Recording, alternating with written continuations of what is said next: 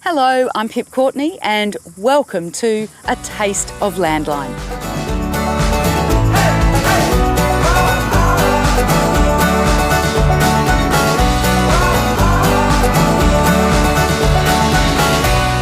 With Christmas coming up, we thought it might be time to meet a remarkable farmer and his equally remarkable wife, who hail from the most remote property in Australia.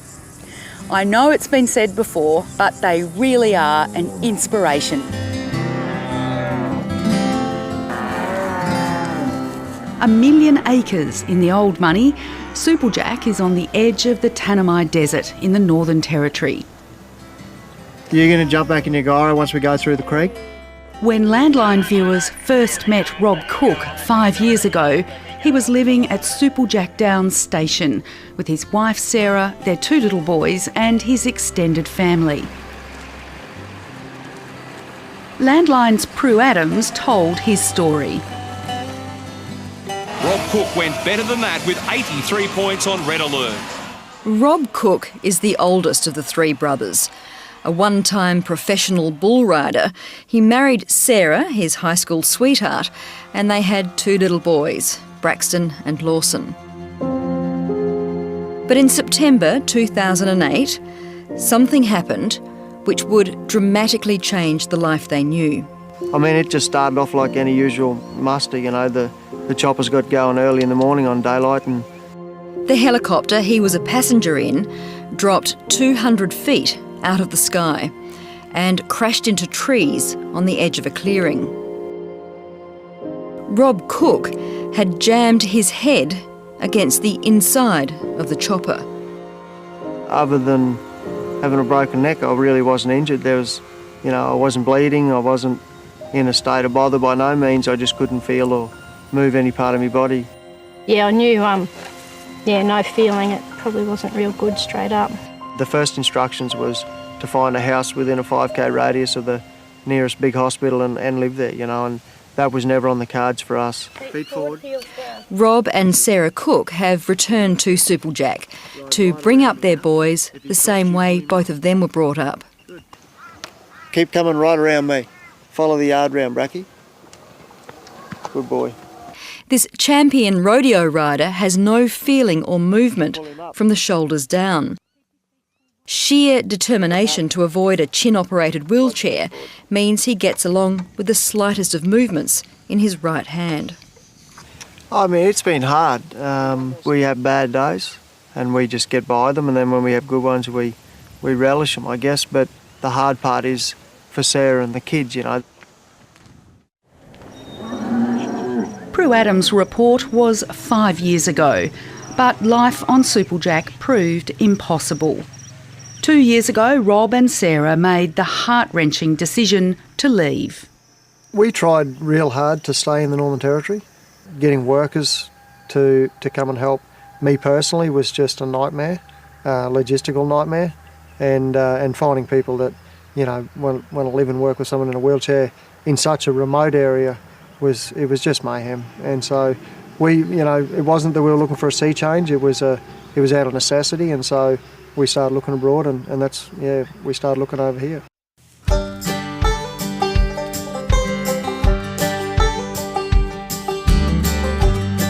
Over here is Bucka, near Bundaberg, 4 hours north of Brisbane.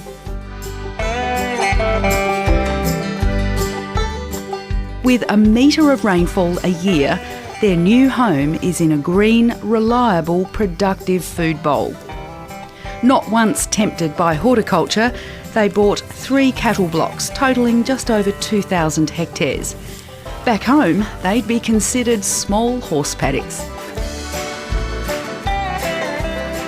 Take it around the mat to the molasses. Rob never considered giving up farming, as while he might no longer have farmer brawn, he has a farmer brain.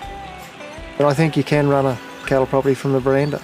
You know, you obviously so need people on the ground to help you do it, but... And I think that's the challenge in itself is, you know, somebody who can't move, telling somebody who's quite physical to pull their finger out, that's a juggling act. It's a knife edge, you know. Fine line. And it's something that's taking a lot of mastering, but we've got terrific people around us.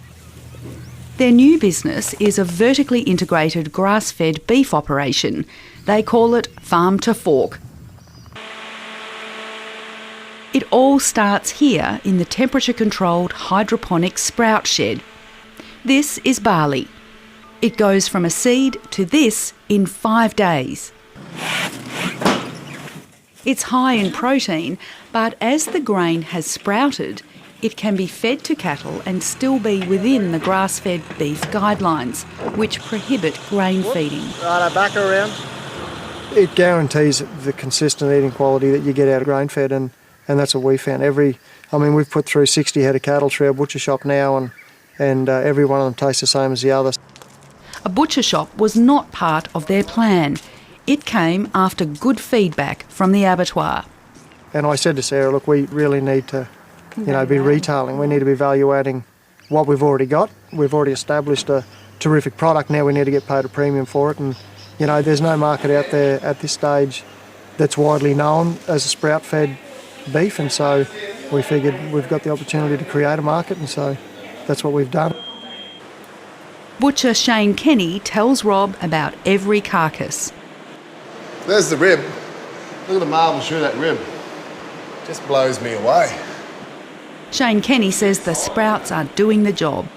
The consistency stayed the same in it, The size of them is varied, of the cattle is varied, but the consistency on the meat has been pretty much one level of product, A lot of customers these days are looking to know where their product comes from, how it's grown, where it's grown, and then to throw Rob's story in on top of that, it's amazing. What is it like to finally actually follow your beef right through to the customer? Oh, look, it's a sense of accomplishment, I think. There's all these little tiny steps that make up the big picture, and we're just trying to perfect each little step as we go. One step is an expensive meat fridge. It's fantastic. It was a big risk putting the dry aging cabinet in, but as you can see, the shelves they're half bare.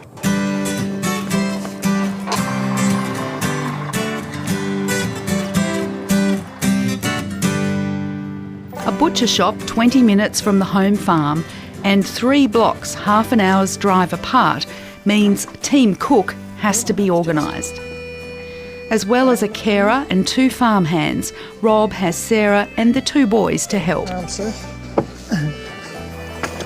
But as he acknowledges, Sarah does a lot of the work, from driving trucks, wrangling kids and ponies, to helping him in and out of vehicles so he can be part of the action.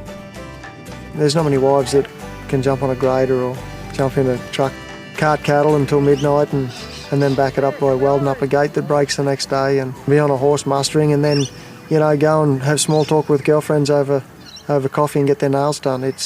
She's a pretty remarkable woman.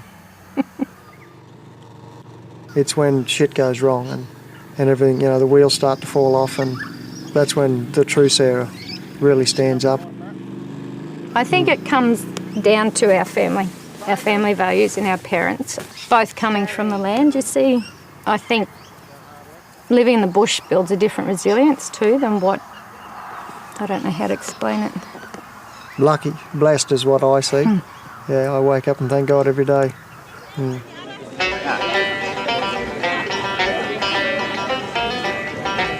The Cooks are now very much part of the vibrant and growing food scene in Bundaberg. Most of the questions we've been asked is about how sprouts and grass-fed work together and the benefits of it, so the sprouts really have been the biggest question. 6 years ago, Rob Cook took a 700-kilometre trek on the Tanami track. He'd won a Nuffield Agricultural Scholarship, becoming part of an elite group of industry leaders given the opportunity to roam the world studying an agricultural topic. The trek helped raise money towards it.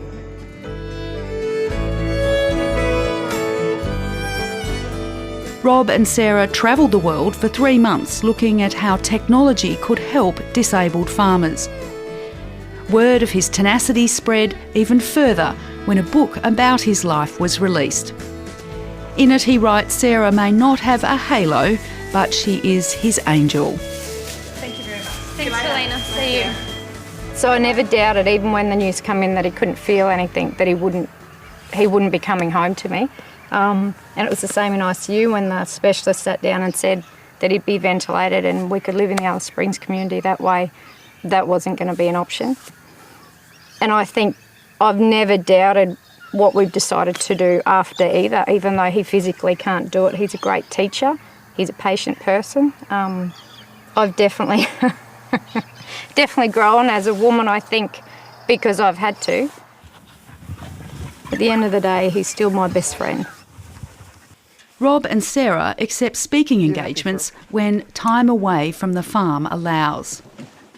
I think even if it's just one person that finds himself in a really bad place in that crowd, if they can just reflect on Rob's story just to help them get by, or no matter what it is that they're struggling with. You can't truly appreciate something until you've lost it. And to be able to tell somebody, this is what you've got right here, right now, don't lose sight of it, don't not appreciate it, live the shit out of every day. That to me, that's inspiring enough.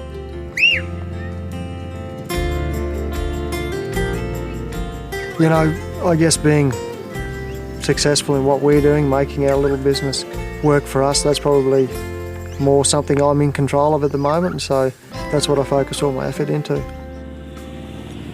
Well shot it, sir.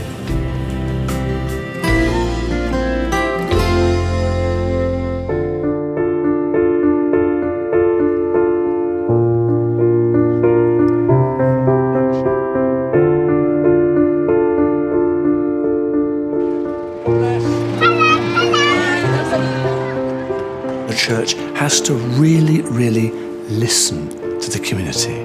What are their needs? What are their desires? What are their aspirations?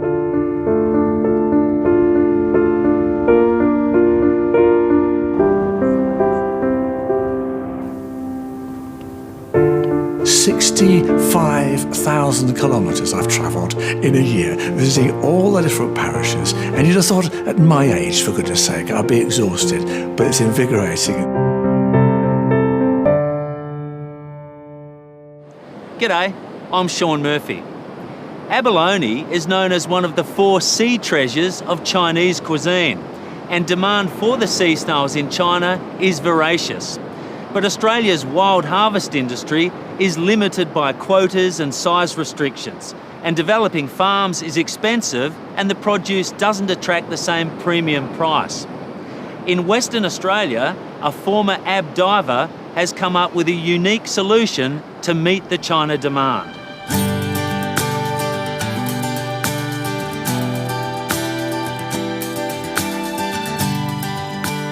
In the pristine waters of Flinders Bay near Augusta in WA, the seabed is being transformed. In a world first, hatchery-bred abalone are being grown out here on artificial reefs.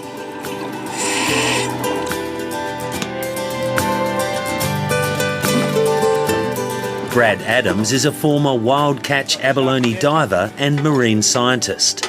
He has developed the world's first abalone sea ranch and will soon be exporting his ocean-grown product to the world. Roger, mate, ready to go.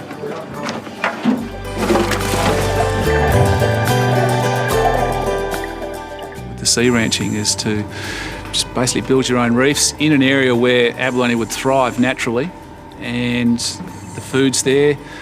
The environmental conditions are fantastic, it's pristine waters, and they just grow naturally without any intervention from us. Generally, when you're building a farm on land, you need to purchase the land on, which is generally coastal and it's quite expensive.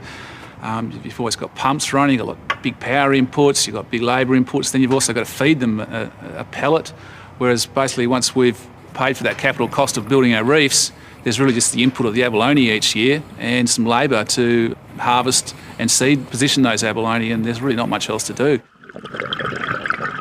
It was a good 3 years of research there to work out the right sort of shape that would work, not just from a biological perspective, but also from a management perspective, where you're able to control the stock going in and control it going out, and being able to harvest properly and not having them block up with too much seaweed. So it took a lot of trial and error to get the right design.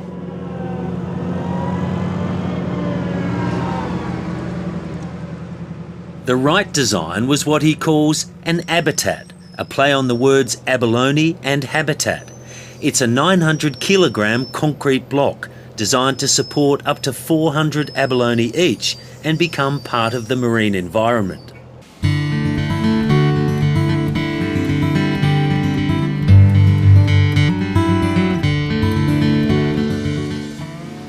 We've put over 5,000 of them in the water now, and over 12 kilometres of reef if you put them side by side on the lease here in Flinders Bay. So 18 months ago we started seeding our reefs that we've been building. The first year we put 400,000 abalone out, the second year another 1.1 million. This year we'll do another 1.1 million again to completely stock the farm.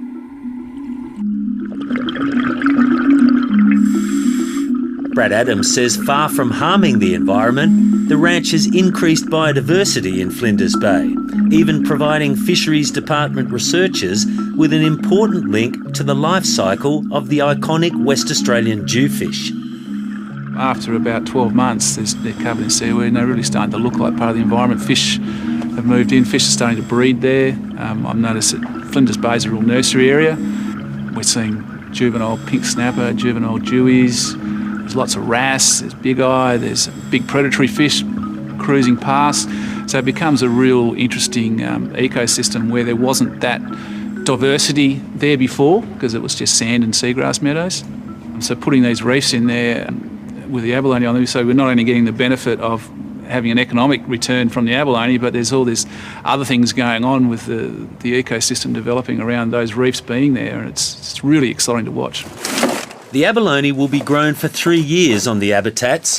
They're being harvested at a smaller size than the wild catch minimum and larger than the standard farmed product. So we are able to fill that gap between 100 and 145 millimetres. There's none of that product available on the market. So it's going to be very interesting going forward, being the only company producing green lip abalone in the world that can supply a totally different product into the market. So I think we'll be able to really leverage that uniqueness.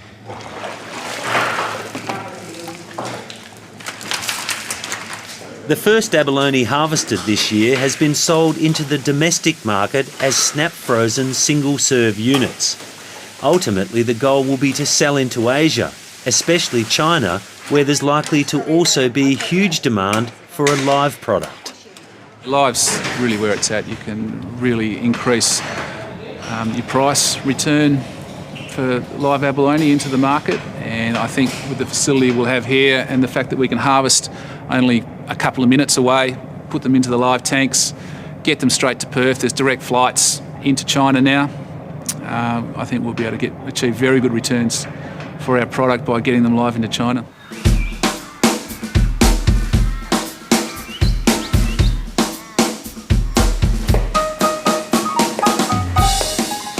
Market reaction to the product locally has been favourable. At the high-profile Lewin Estate winery, chef Danny Angove says it's perfect for the growing Asian clientele visiting the Margaret River region. It's abalone cooked for 4 hours at 85 degrees. So the texture should be just beautiful. So we've got this beautiful products coming down here, and it's 40 minutes down the road, beautiful coast, beautiful waters. It's farmed, it's sustainable, it's good for us. They've got everything, so yeah, it's a good product for us. We probably won't take it off the menu, we'll keep it for a while. And this here is just a little bit of yuzu mayo, and then a little bit of mandarin oil.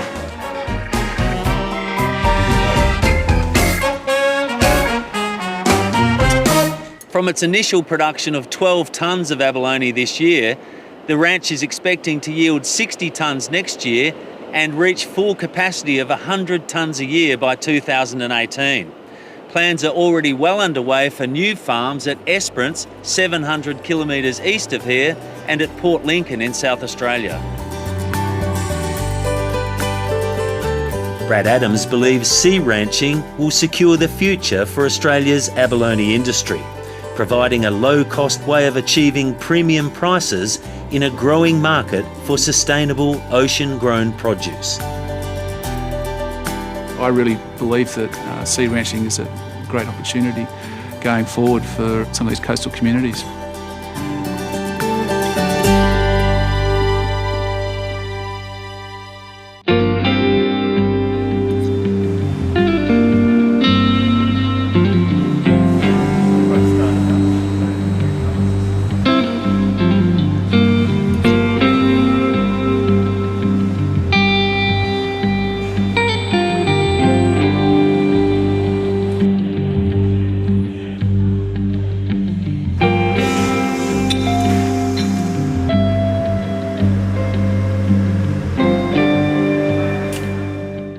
Hi, I'm Christy O'Brien.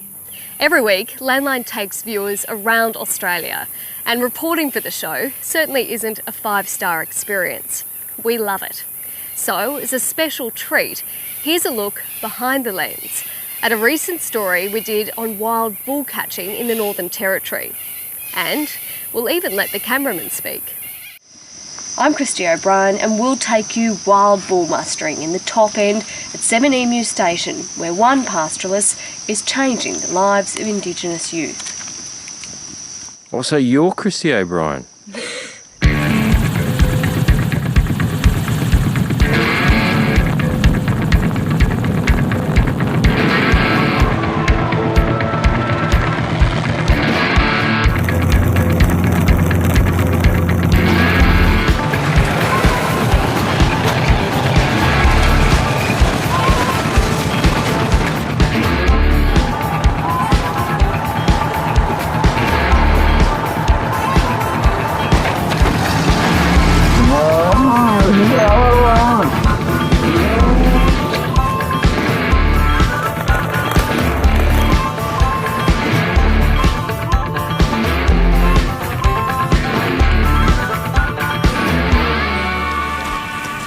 So, how's the mood back there? I don't think they're very happy campers right now.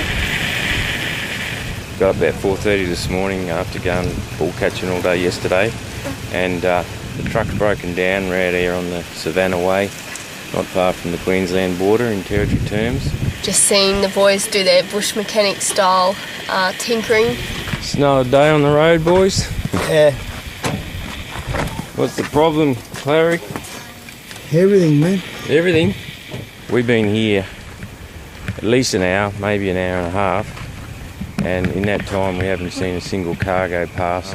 It's just us and a busted truck, and I guess we just have to play the waiting game and see what happens, but it's all part of life's rich tapestry when you're working in the territory and you're trying to do a Landline story. Well, the old girl's back on the road after about an hour and a half. Lots of grinding and gnashing of teeth. Boys have got the foot down now. I think they're pretty keen to get out there. We're trying to keep up in our trusty ABC Toyota. They're going to leave and start loading. They just want to keep going with them. Yeah, we will. Probably poke along behind. Yeah, no, that's right. We'll go ahead. Thanks, mate. So, Cobb, how are things in the bow shed accommodation? I'm hiding from the flies. Are they really that bad? They can't get in my ears, and then they can't get in my nose or mouth if I hide under here. Otherwise, the accommodation is lovely. We've got riverside views. See? Okay, it's lunchtime now. We've been out since 4:30 this morning, and we've had a pretty good morning. We had a little bit of a mishap with the Toyota. Dumby, what's happened? Well, it's been one of those days, Christy. We went out and loaded a few bulls. They had a bit of truck trouble on the way, and then on the way back we lost the fuel line off underneath, and we lost all our fuel. It's a bit dirty out here in the scrub, but got 2 spare tyres, which is pretty handy because we struck a bit of damage yesterday in some rocky ground and ruined a tyre. Perhaps one of the best features of the camp here at 7 Emu Station is the unique aspect and outlook of the long drop dunny, you can merrily sit on the throne in the morning and look out over the wonderful crocodiles frolicking in the river, and apart from the flies, it's actually pretty jolly good.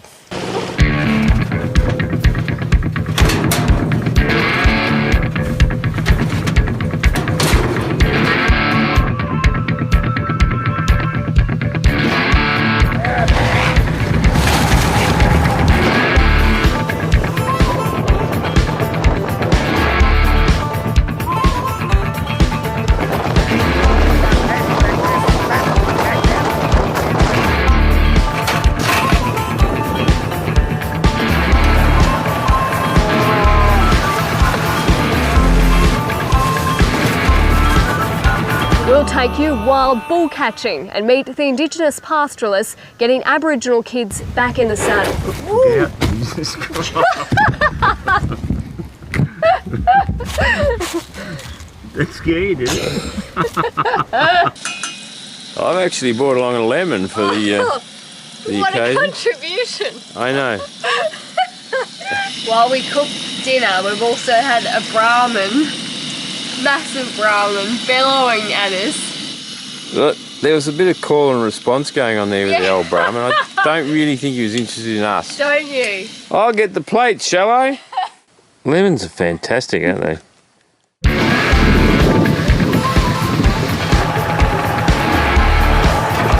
We've got the worm. Someone's written a worm on the side here.